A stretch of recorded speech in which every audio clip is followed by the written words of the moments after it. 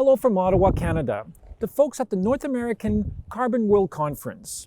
For 20 years now, climate professionals have gathered at this conference to discuss North American climate policy and carbon markets.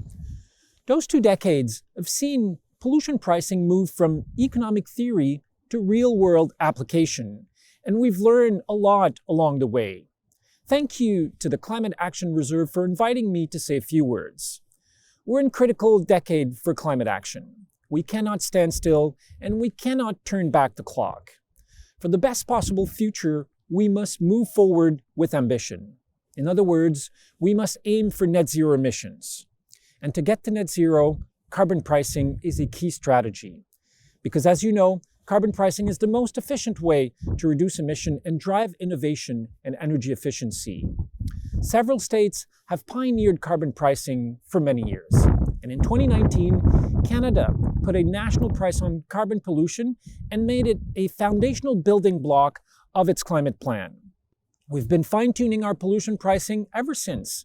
Today, individuals and families under the federal system receive direct rebate payment every 3 months, and about 8 out of 10 households receive more money back in rebates than what they pay.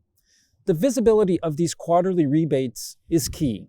In fact, a Canadian province recently opted into the federal system because they saw that the next-door neighbors would soon start receiving rebate checks and said they did not want to be left out.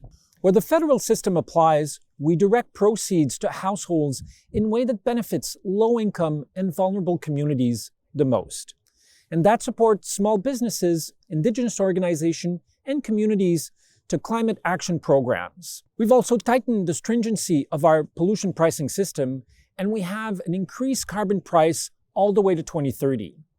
Setting a long-term price trajectory sends a strong market signal to drive low-carbon investments today, helping put us on a path to net zero by mid-century. Our approach is flexible, yet stringent. Provinces and territories can design their own pricing system that meets their needs while aligning with the federal government's benchmark. Otherwise, the federal system applies. This ensures carbon pricing is fair and equitable across all jurisdictions in Canada. The benchmark also sets clear requirements so that businesses and individuals can plan for the future. And to further help reduce our emissions and reach our 40 to 45% target below 2005 levels by 2030, we also recently launched a national greenhouse gas offset credit system. Offset credits provide motivation to cut emissions from sources that are not covered by other reduction requirements. A regulated, robust national carbon offset market is a win-win for the economy and the environment. We are a federation in Canada. Our carbon pricing approach, one that is flexible but rigorous, fair and equitable, can provide lessons for international collaboration. Pricing systems of different countries should also be compatible and consistent so that emissions are not simply displaced to jurisdictions with lower carbon costs.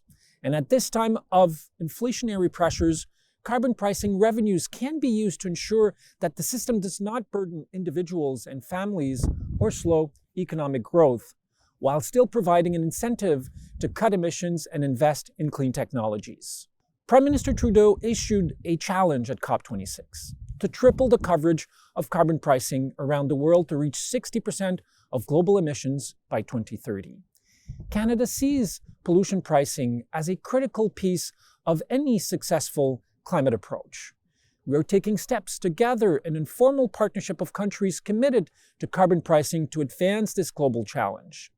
Together, let's choose our path forward to a brighter net zero future. Thank you.